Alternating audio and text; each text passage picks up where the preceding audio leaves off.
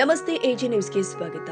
ಕರ್ನಾಟಕ ರಕ್ಷಣಾ ವೇದಿಕೆ ಹಳಿಯಾಳ ಘಟಕದ ವತಿಯಿಂದ ಪಟ್ಟಣದ ಪ್ರಮುಖ ಸ್ಥಳಗಳಿಗೆ ಆಯಾ ವೃತ್ತದಲ್ಲಿ ಸ್ಥಾಪಿಸುವ ಐತಿಹಾಸಿಕ ಪುರುಷರ ಹೆಸರಲ್ಲಿ ನಾಮಫಲಕವನ್ನ ಅಳವಡಿಸಲು ಪುರಸಭೆಗೆ ಮನವಿ ಸಲ್ಲಿಸಿದ್ರು. ಹಾಗೆ ಪುರಸಭೆಯಲ್ಲಿ ವಿಭಾಗಗಳನ್ನ ವಿಭಾಗಿಸಿ ಕೋಣೆಯನ್ನ ನೀಡುವಾಗ ಯಾವುದೇ ಮುಂದಾಲೋಚನೆ ಇಲ್ಲದೆ ಹಾಗೆ ನೀಡಿದ್ದು, ಪ್ರಮುಖ ವಿಭಾಗವಾದ ಕಂದಾಯ ಮತ್ತು ತೆರಿಗೆ ವಿಭಾಗವು ಚಿಕ್ಕ ಕೋಣೆಯಲ್ಲಿ ಇದ್ದು ಅದೇ ಕೋಣೆಯಲ್ಲಿ 9 ವಿಂಗಡಣೆ ಮಾಡಿದ್ದು, ಯಾವತ್ತೂ ಜನಸಂದಣಿ ಇದ್ದು ಯಾವತ್ತೂ ತುಂಬಾ ಸಮಯದವರೆಗೆ ನಿಂತುಕೊಂಡೇ ಇರಬೇಕಾದ ಅನಿವಾರ್ಯತೆ ಎದ್ದು ಕಾಣ್ತಾ ಇದೆ.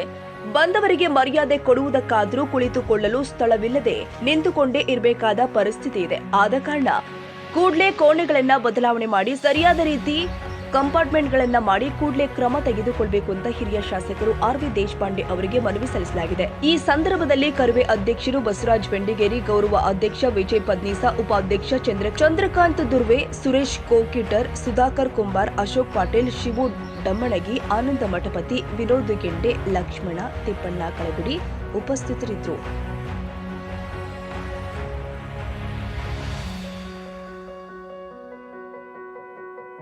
ಕನ್ನಡಿಗರ ಮೆಚ್ಚಿನ ನಿಮ್ಮ ಎಜೆ 24/7 ನ್ಯೂಸ್ ಕನ್ನಡ ವಾಹಿನಿ ಇದೀಗ ಟಿವಿಯಲ್ಲಿ ಲಭ್ಯ. ವೇಳೆ ನೋಟಿಸ್ ಕೊಟ್ಟಿದ್ರೆ ವಾಪಸ್ ತಗೋತೀವಿ.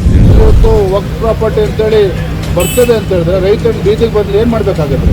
ಯಾರು ವೋಟ್ ಹಾಕಲಿಲ್ಲ ಅಂದ್ರೆ ಗ್ಯಾರಂಟಿನೆಲ್ಲ ಸ್ಟಾಪ್ ಮಾಡ್ಬಿಡ್ತೀವಿ.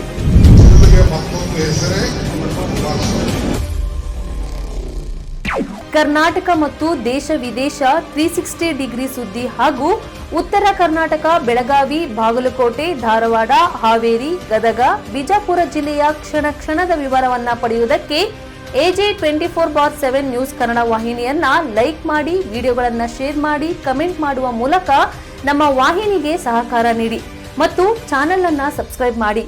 ಧನ್ಯವಾದಗಳು.